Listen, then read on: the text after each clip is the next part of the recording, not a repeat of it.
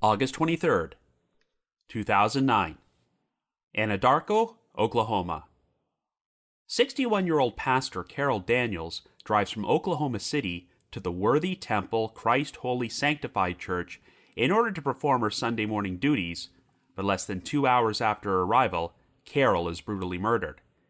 She has been stripped naked, stabbed several times, and had a dissolving chemical sprayed over her body to destroy potential DNA evidence, but no one can figure out the motive for this crime. Nearly 8 years later, investigators announced that a deceased criminal named Denise Kay Cooper and another suspect might have been responsible for Carol's murder, but even though evidence is presented to a grand jury, no charges are filed, and the actual circumstances of what happened remain unknown. After that, the trail went cold.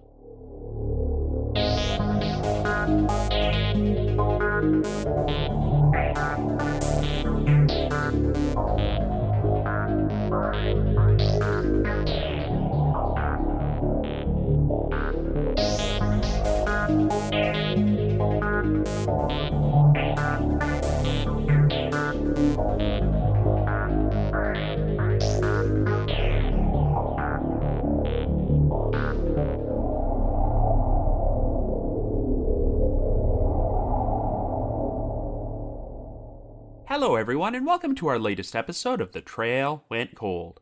I'm your host Robin Warder, and today we're going to be covering a brutal and disturbing crime involving a pastor, the 2009 murder of Carol Daniels.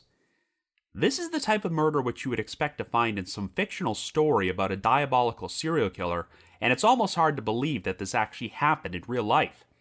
For years, Reverend Carol Daniels was the pastor at the Worthy Temple Christ Holy Sanctified Church in the small town of Anadarko, but even though she lived in Oklahoma City and the church reached the point where they were no longer holding regular services, Carol would still make the 60-mile drive there every Sunday morning in case any of the local residents went to see her. By all accounts, Carol was a beloved figure in the community, which is why it came as such a huge shock when she arrived at the church one Sunday and was murdered in an incredibly brutal fashion. She was stabbed several times all over her body, stripped naked, sprayed with a dissolving chemical in an apparent attempt to destroy DNA evidence, and her arms were outstretched in a fashion that resembled someone being crucified on a cross. Since Carol was an African-American female pastor, this could have been a hate crime, but for years, investigators did not have much in the way of evidence or leads to work with. However, in 2017, a grand jury was convened to hear evidence, and the authorities publicly announced that a woman named Denise Kay Cooper and another unnamed individual were being looked at as potential suspects. However, the problem is that Cooper died a short time before the grand jury proceedings took place, and while this other alleged suspect has never been charged, investigators seem inclined to think that this duo was responsible for Carol's murder. But even though Cooper had a criminal history, there was nothing in her background to suggest that she was capable of something this violent and brutal, and even if these are the correct suspects, there are still a lot of unanswered questions about how this murder was carried out and what the motive could have been.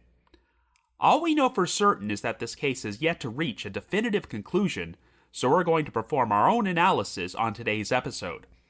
However, before we get started, just a quick reminder that The Trail Went Cold is a weekly podcast, which is currently available for download on several platforms, including Apple Podcasts and Spotify.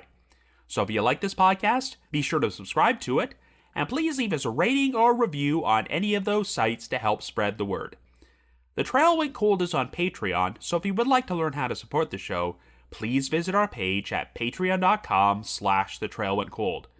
For as little as $1 a month, you can garner access to exclusive rewards, including stickers and thank you cards, early access to episodes, and bonus content, as our Patreon page has over 70 exclusive bonus episodes in our archives, which are not available on our regular feed. So with all that out of the way, let us now delve into the murder of Carol Daniels.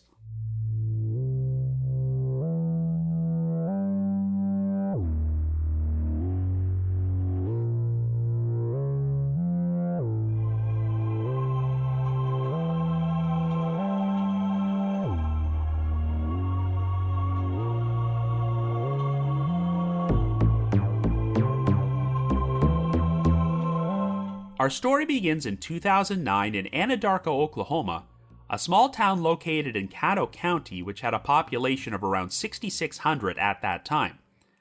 Our central figure is 61-year-old Carol Daniels, an African-American woman who has been an ordained pastor with the Christ Holy Sanctified Church ministry for the past 19 years. In 1971, Carol married her husband Alvin Daniels, and they went on to have a total of 3 sons and 2 daughters.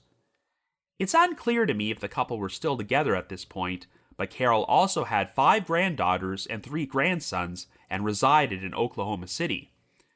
In 2001, Carol was appointed to be the pastor at the Worthy Temple Christ Holy Sanctified Church, located on East 1st Street in Anadarko. The neighborhood was known for having primarily African American and Native American residents, and Carol used her Sunday services to develop a strong bond with the community. Carol was known for having particularly strong relationships with a number of the town's elderly residents who lived in nearby nursing homes, and often went out of her way to help the local transient population. As the years went on, the Worthy Temple eventually stopped holding regular services and no longer had a regular congregation, but Carol still decided to make the 60-mile drive from Oklahoma City to Anadarko every Sunday morning to be at the church in case any of the local residents wanted to speak with her, pray, or hear a sermon. At one point, Carol was asked by her mother, Charles Etta Dunlap, why she elected to keep making these lengthy trips, and her response was, quote, "When the Lord tells me not to go, I'll stop." On Sunday, August the 23rd, Carol made her weekly drive to Anadarko and arrived at the Worthy Temple at around 10 a.m., but sometime within the next hour and a half, she would become the victim of an horrific crime. At around 11:40 a.m., an elderly retired bishop named Silky Wilson Jr. and his wife, Julia Wilson, arrived at the church as they had previously made plans to meet Carol.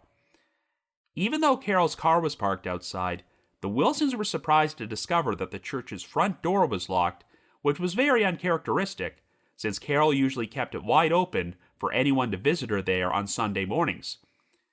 Even though the Wilsons repeatedly knocked on the door and the windows, no one answered, so they became concerned enough to pay a visit to the Anadarko Police Department, as the station was located only a half block away. An officer named Ashley Burrows agreed to check the church, and after arriving there at about noon, he was able to enter through the church's back door, which was still unlocked, and opened up into a narrow alleyway. When Officer Burrows walked inside, he was surprised to discover Carol's nude body lying on the floor behind the altar in a pool of her own blood. She had been stabbed several times on the upper half of her body and sustained so many wounds to her neck and throat that her head was nearly decapitated from the rest of her body. Police and paramedics were soon summoned to the church, which was sealed off as a crime scene, and a search was conducted of the area for Carol's unknown killer. Since Anadarko had never seen a murder of this nature, the Oklahoma State Bureau of Investigation, aka the OSBI, was brought in to offer their assistance. Caddo County District Attorney Brett Burns would later tell the media, quote, "I prosecuted over 50 murders. This is the most horrific crime scene I've ever witnessed," end quote. In total, Carol had at least 12 stab wounds to her chest, lower neck area, and shoulder, numerous cuts and superficial wounds all over her body, and defensive wounds on both of her hands. The stab wounds on Carol's neck had severed her trachea and front neck muscles, and the autopsy would later conclude that these specific injuries likely caused her death, while the rest of the wounds on her body were inflicted post-mortem. Carol's clothing had been removed and was never found, so the killer likely took it with them when they left. Even though Carol's left breast was mutilated, there was no indication that she was sexually assaulted. It turned out that the perpetrator had sprayed some sort of dissolving chemical on Carol's body in what was likely an attempt to destroy DNA evidence. In addition, Carol's hair was burned and her scalp was singed, though it was unclear if this was caused by setting her hair on fire or using some sort of chemical. Most bizarrely, Carol's arms were outstretched in such a way that her body resembled a person who had been crucified on a cross, though it's never been established if her killer strategically placed her arms there in some sort of symbolic gesture, or if that's just how her body happened to end up. Carol's purse and briefcase were missing, which seemed to point towards robbery, but the brutal nature of the crime suggested that the murder was a lot more personal. Days later, Carol's funeral was held at the Greater Zion Baptist Church in Oklahoma City, and over 1,000 people attended, many of whom made the 60-mile drive from Anadarko to pay their respects. Unfortunately, investigators had very little evidence to work with because none of the residents who lived in the same neighborhood as the worthy temple reported seeing or hearing anything unusual on the morning of Carol's murder. Since the church's front door had been locked, the killer likely escaped through the back door and headed down the alleyway, but even though this route would have taken him past the Anadarko police station and the Caddo County Jail, no witnesses saw anything.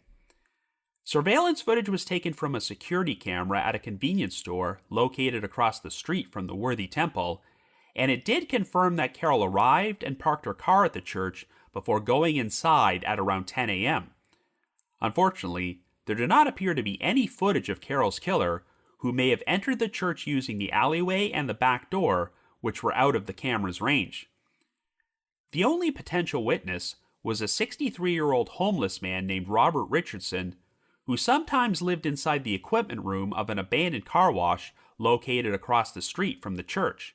Richardson claimed that on the morning of the murder, he had seen a man dressed in overalls fleeing the church who was covered in blood and carrying a knife. However, by his own admission, Richards had been drinking beer in the car wash that morning and was so intoxicated that he waited a long time to contact the police since he feared they would not take him seriously. And there were a number of inconsistencies in Richardson's story, as at one point, he described seeing the suspect's black bald head, but then said he was wearing a ski mask. Naturally, investigators became quite suspicious of Richardson, but he was extensively questioned, and his living area at the car wash was searched, and no evidence could be found to suggest that he had any personal involvement in the crime.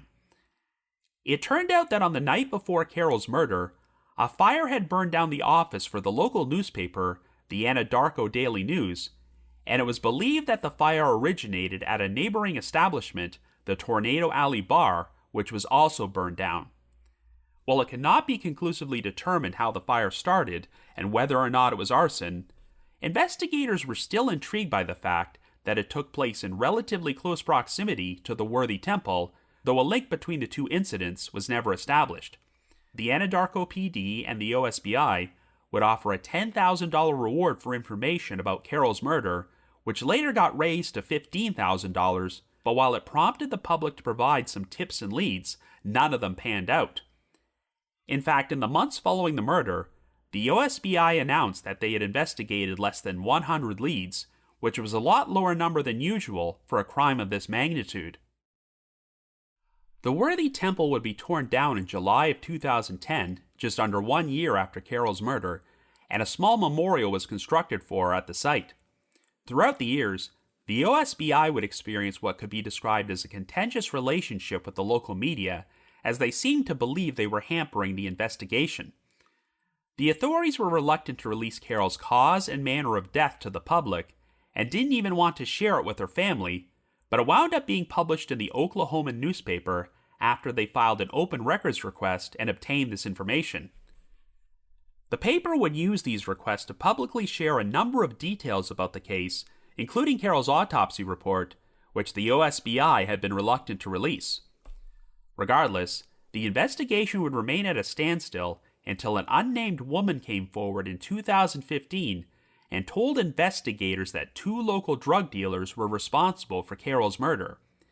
Details are vague, but the witness apparently said that at the time of the murder, she saw at least one of the perpetrators wearing a black blouse with blood on it while holding a bloody knife, before they placed these pieces of evidence inside a shed and burned them. The woman even led the authorities to this shed, which was located behind a residence in Anadarko, but nothing of evidentiary value was found. Unfortunately, since this witness was known for having drug issues, there was some question about the credibility of her story, and only a few days after she shared it, she wound up succumbing to a fatal overdose. Investigators did interview the 2 suspects that the witness had named, but they denied any involvement in the crime. In spite of the woman's death, the authorities still took down her testimony before she died, and it would be just one of numerous pieces of evidence that were presented to a multi-county grand jury, which was convened in March of 2017 at the request of Jason Hicks, who was the Caddo County District Attorney at this point. Following the grand jury proceedings, the authorities publicly announced that they had a suspect in Carol's murder named Denise Kay Cooper. Cooper lived in Anadarko and had a history of troubles with the law for such offenses as assault and battery with a dangerous weapon and distribution of a controlled substance. The latter charge came about after Cooper sold meth to a police informant in 2010, and after pleading guilty, she received a sentence of 25 years probation, though she would later serve 6 months in prison for violating this probation. Rumors had apparently circulated throughout the community for years that Cooper might be involved in Carol's murder, and she was scheduled to be called in front of the grand jury, but on February the 21st, 2017, just a few weeks before they convened, she passed away of cancer at the age of 55. However, her son, Jimmy Cooper, did briefly testify before the grand jury, and when asked by a reporter if his mother had done anything wrong, he simply replied, quote, "I don't think so." Very little information about the grand jury proceedings has been released to the public, though it was reported that 2 other witnesses named Dustin Topai and Kevin Mahan were called upon to testify against Cooper. Topai declined to comment on his testimony, but since Mahan was only in front of the grand jury for a short amount of time, it's assumed that he refused to answer any questions. But it's worth noting that Mahan had a criminal history, which included a prior arrest for distributing methamphetamine, and at the time the grand jury was convened, he was serving time in prison for the assault and battery of a police officer. In the end, the grand jury did not think there was strong enough evidence to hand down indictments against anyone, so no murder charges were filed. Even though Cooper was already deceased by this point, investigators did announce that they believed a second suspect was involved in the murder, though this person has never been named publicly. It was theorized that robbery was the primary motive for the crime, but things may have escalated into Carol being murdered in such a brutal fashion due to the perpetrator's drug use. Not much information has been released about the second suspect, other than the fact that he was male, had a history of violent felony convictions in numerous counties, and was incarcerated at the Lawton Correctional Facility at the time of the grand jury proceedings before he was released in October of that year.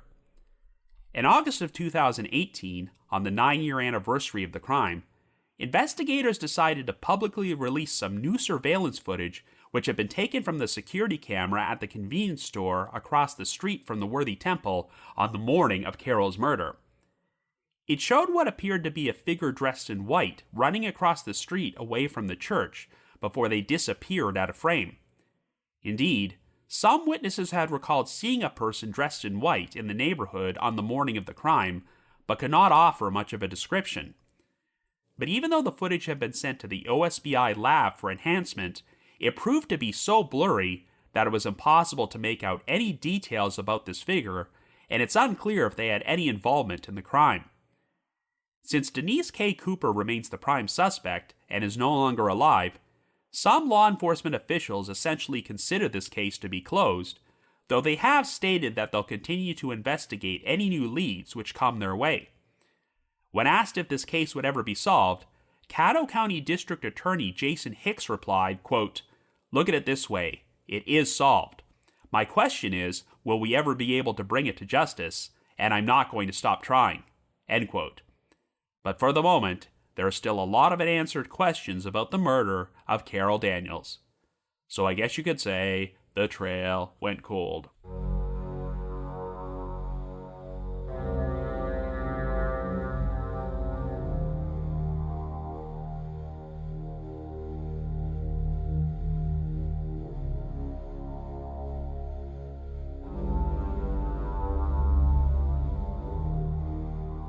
So it goes without saying that this is one of the most horrifically brutal and baffling unsolved murders that I've ever featured on this podcast. But it's also a particularly frustrating case because, like I mentioned a few moments ago, Caddo County District Attorney Jason Hicks has referred to this case as quote-unquote solved, even though no one has ever been charged or convicted of this crime.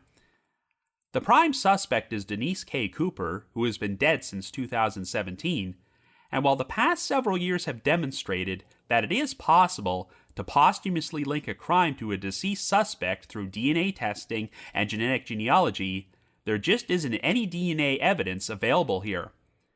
Even so, investigators are also inclined to believe that a second unnamed suspect was involved in the crime, and since, as far as I know, this person is still alive, I guess there's always a chance that they could be charged with Carol's murder at some point down the line.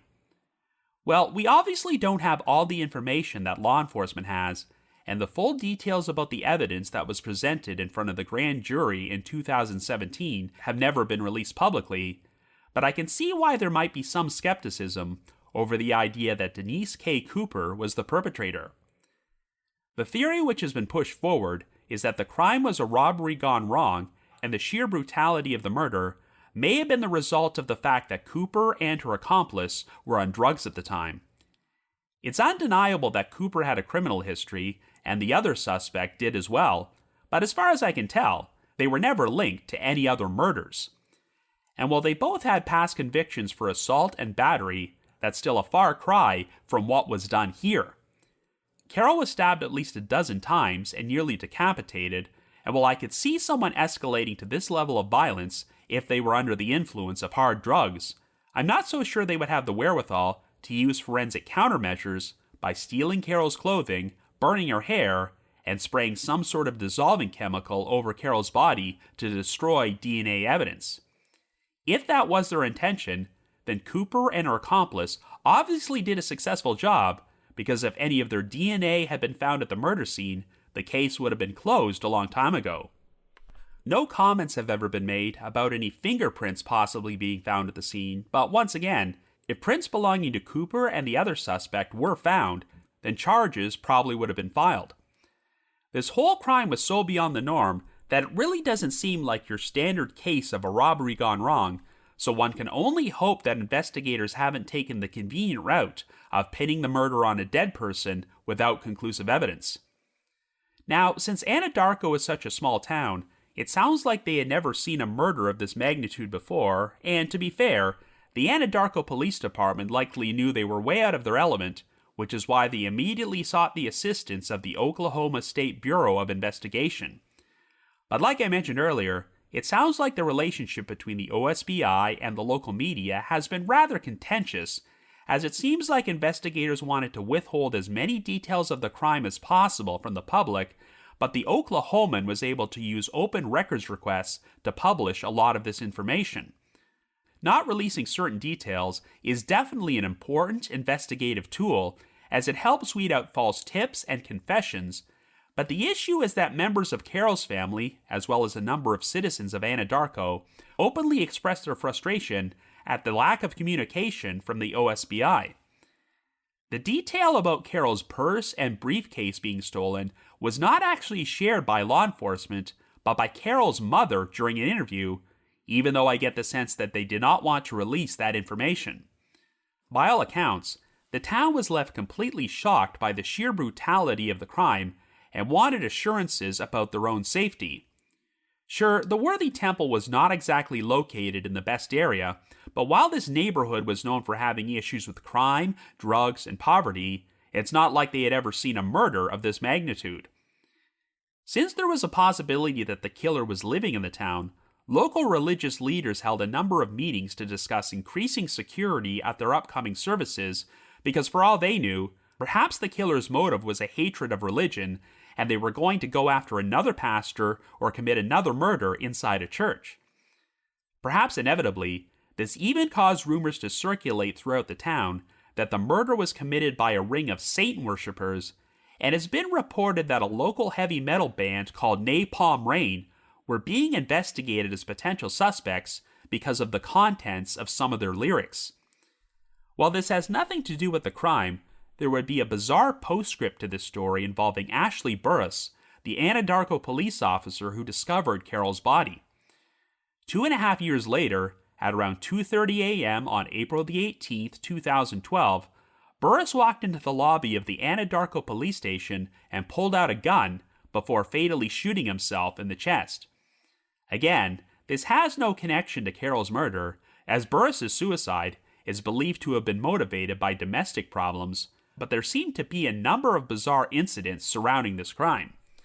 As another example, there's the mysterious fire which burned down the Anadarko Daily News office and a local bar on the night before Carol was killed, and while it's possible that the timing of these events was nothing more than a coincidence, it's tempting to believe that something very odd was going on in this small town back in 2009.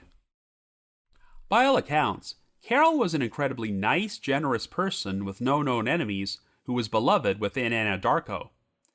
There's a lot of details to suggest that the killer knew Carol and that the crime may have been personal, but who would have had the motive to do such a thing?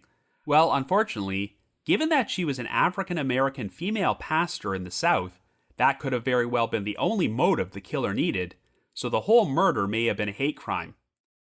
I know that Carol was married to a man named Reverend Daniels, and they had 5 children, but it's not entirely clear to me if they were still together at the time of her death. After searching online, I did find an obituary for Alvin, who passed away in March of 2021, and it listed him as being married and being preceded in death by his first wife, Carol. But even if Carol and Alvin were divorced at the time of her murder, I'm going to stop short at discussing him as a possible suspect, since law enforcement has never pointed in that direction. Even though Carol lived in Oklahoma City, it was her ordinary weekly routine to make the 60-mile drive to Anadarko to be present at the Worthy Temple every Sunday morning, even though they no longer had a congregation and were not holding regular services.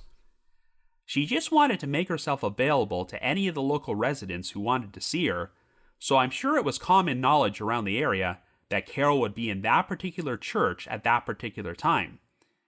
This means that if she was personally targeted, then it's not a stretch to believe that the perpetrator would have known where she was ahead of time. Granted, since people would often visit Carol at the church on Sundays, there was a risk of the killer being interrupted if they attempted to commit murder there, but the church's door was found locked, and it was nearly 2 hours after Carol's arrival when Silky and Julia Wilson became concerned enough to contact the police. So we can narrow down Carol's murder to a specific window of time between 10 a.m. and 11:40 a.m., though I would be curious to know if anyone else attempted to visit the church that morning before the Wilsons arrived, but didn't go inside because the door was locked.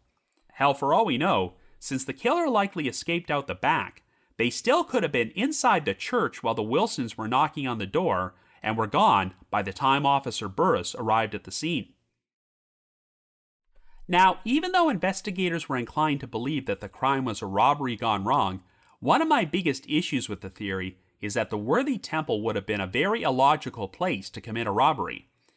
Yes, some churches are going to have large amounts of money on hand, particularly on Sunday morning, but this particular church was no longer functional, and I don't believe it was being used for anything aside from Carol's own personal services. And even if the perpetrator or perpetrators didn't know this about the Worthy Temple, it still wouldn't make much sense for them to attempt a robbery between 10 a.m. and noon on a Sunday morning, because even if the church was fully functional, there would presumably be a ton of people there at that time. You also have to couple in the fact that it was located only a half block away from the Anadarko police station, so it wouldn't take long for help to arrive if something went wrong. Granted, the 2 people who were suspected of committing this crime were supposedly drug addicts, so they may have been desperate and not thinking rationally. They may have known Carol would be there at that particular time, and just decided that she would make an ideal target because she would be alone in an unlocked building. Carol's purse and briefcase were taken from the scene, though it's unclear if they contained much of any value. But again, if this was a robbery, why would the perpetrator go to the trouble of stabbing Carol so many times and nearly decapitate her? Remember, the initial wounds inflicted on Carol's neck are what caused her death, and most of the other wounds were inflicted post-mortem, so this was a major case of overkill. I'm not sure if investigators were able to figure out what specific brand of chemical was sprayed over Carol's body to erase the DNA evidence. We only know that it was a dissolving chemical, but if nothing like that was available inside the church at that time, then this indicates that the killer brought it along with them, suggesting premeditation and a calculated plan to cover up their crime. If the crime was a robbery gone wrong, and Denise Kay Cooper and her accomplice were a pair of desperate drug addicts who committed murder because they were not thinking clearly, then it's an incredible act of foresight that they happened to bring this chemical spray with them in order to eradicate their DNA.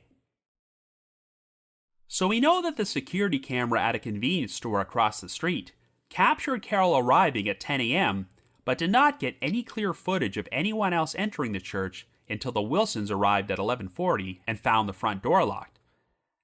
The camera did capture what appeared to be a figure dressed in white running across the street from the church during that time period, but while you could question the OSBI's decision to not release this footage publicly until 2018, it's so blurry that I'm not sure it could be of any use to the investigation.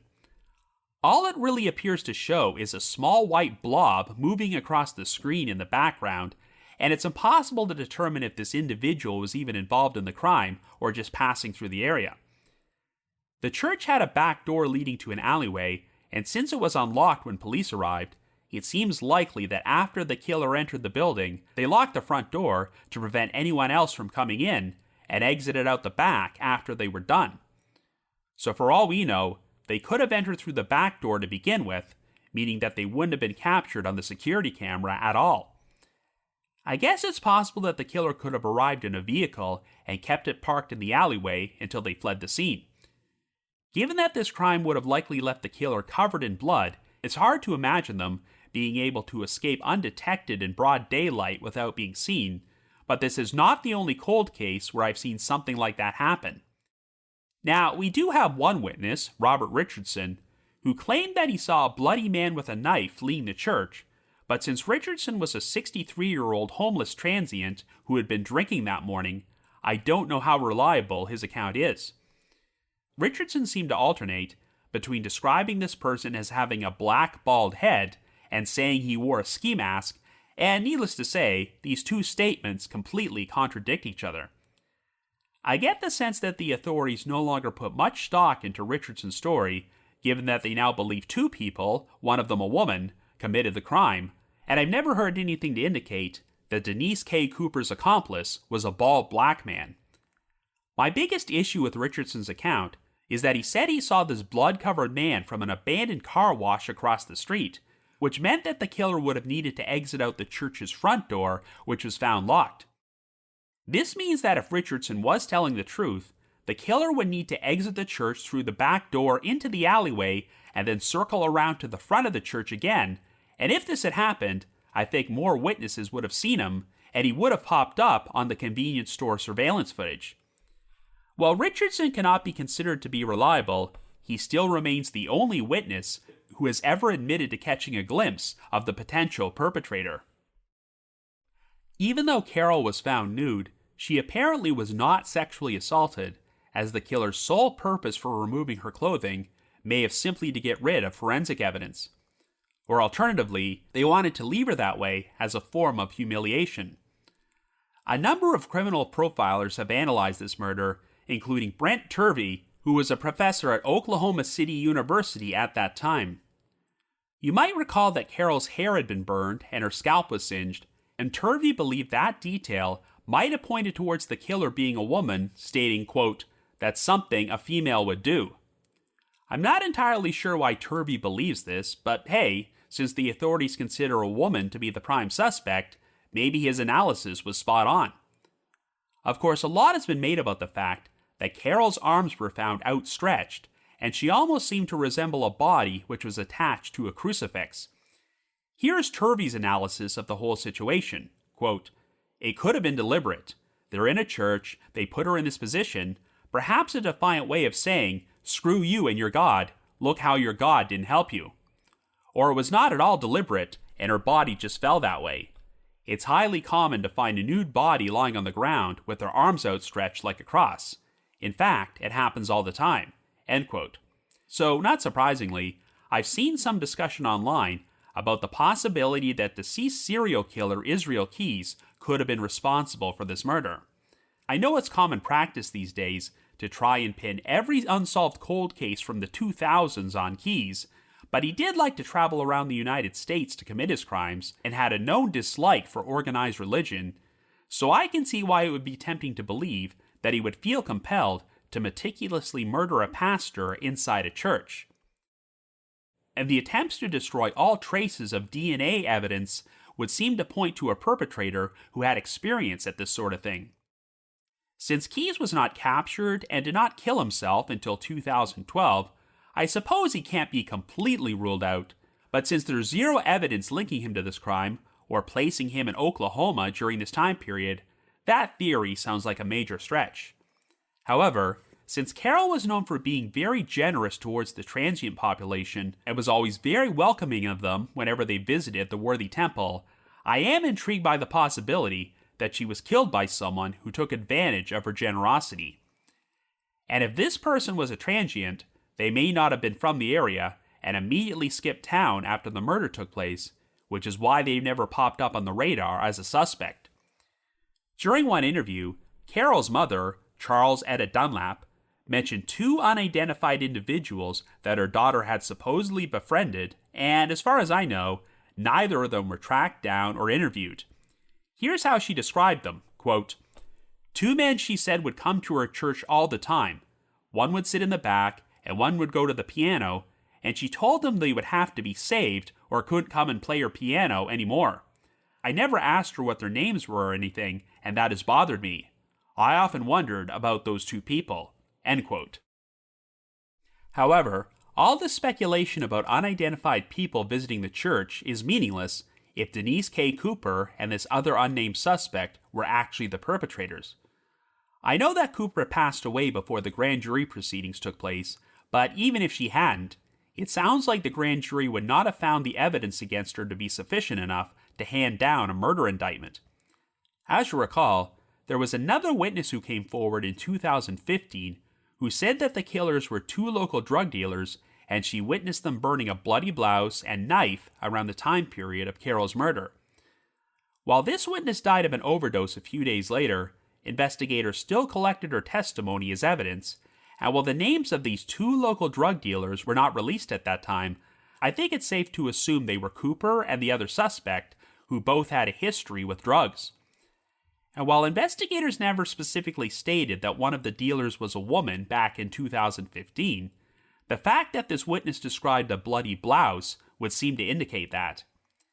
If the witness had not overdosed and was still alive to testify in front of the grand jury 2 years later, things may have turned out differently, but I don't get the sense that the authorities found much in the way of corroborating evidence to support her story.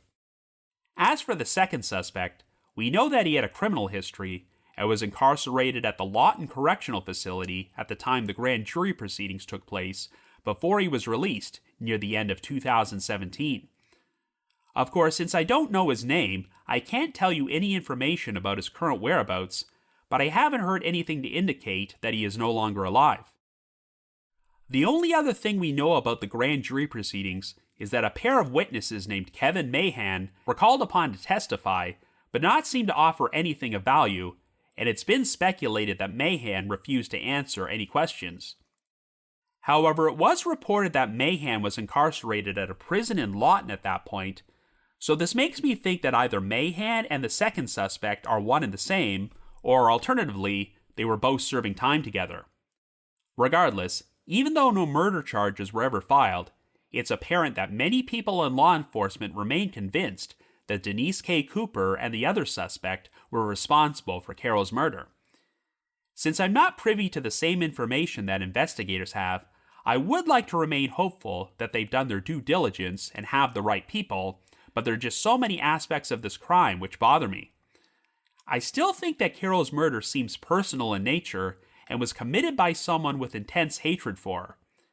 I haven't heard anything to indicate that Cooper or the other suspect knew Carol or ever met her before, so it just surprises me that they would inflict this level of brutality upon an innocent victim over a simple robbery gone wrong. But even if these are the right people, I do hope that law enforcement sticks to their word and will continue to investigate any leads which come their way. Even if Cooper can no longer face justice for this crime, I do hope that this alleged accomplice is not allowed to keep getting away with it, and they can finally be charged and brought to trial. The only way Carol's loved ones are ever going to learn the full truth about what happened is if someone faces justice, because otherwise, there is always going to be a lot of uncertainty. So if you happen to have any information on the murder of Carol Daniels, please contact the Oklahoma State Bureau of Investigation tip line at 1-800-522-8017. That's 1-800-522-8017. Now the reminder that The Trail Went Cold is on Patreon, so please visit patreon.com/thetrailwentcold to learn how you can support our podcast and become eligible for some pretty neat rewards. Over the past 6 years, our Patreon page has released over 70 exclusive bonus episodes, which are all currently available in our archives for our patrons in tiers 2 and 3. This past month, I actually took a break from my usual true crime content and released another movie-themed episode, this time counting down my top 10 favorite movie villains. And for our patrons in tier 3, I've recorded another new audio commentary track, which can be played over a classic episode of Unsolved Mysteries, and we now have over 60 of these commentary tracks in our archives. I'd also like to give a shout out to our most recent listeners who have signed up with us on Patreon this week, and they are Mystery5162 and Angela O. Thank you all so much for your support. In addition, I'm excited to announce that this coming fall, I will be attending yet another podcasting event, the Berkshire Podcast Festival, which is taking place in North Adams, Massachusetts from October the 18th to the 20th. It's being organized by Josh Hallmark of the True Crime Bullshit podcast and will feature a number of high-profile shows, including yours truly. If you would like to purchase tickets, please visit their website, berkshirepodcastfestival.com, and use our specialized promo code COLD2024 to get a discount on tickets. Once again, that's berkshirepodcastfestival.com, and use the promo code COLD2024 to get a discount on tickets. Hope to see you there. I just wanted to give another shout out to my supporters at the Unsolved Mysteries message board at the Sitcoms Online forum and the Unresolved Mysteries subreddit. I need to provide a big thanks to Miguel Foote, who edits and assembles this podcast together for me, and Vince Nitro, who composes the eerie music you hear on every episode. If you haven't already, you can like us on Facebook, follow us on Twitter and Instagram, or leave us a rating or review on Apple Podcasts or Spotify. Anyway, as you probably know, next week I'm going to be traveling to Denver, Colorado to attend the True Crime Podcast Festival, and per tradition, whenever I attend one of these events, I always like to commemorate the occasion by covering a case from the host city. So have yourselves a great week and join us next Wednesday for a new episode about a Denver-based cold case on The Trail Went Cold.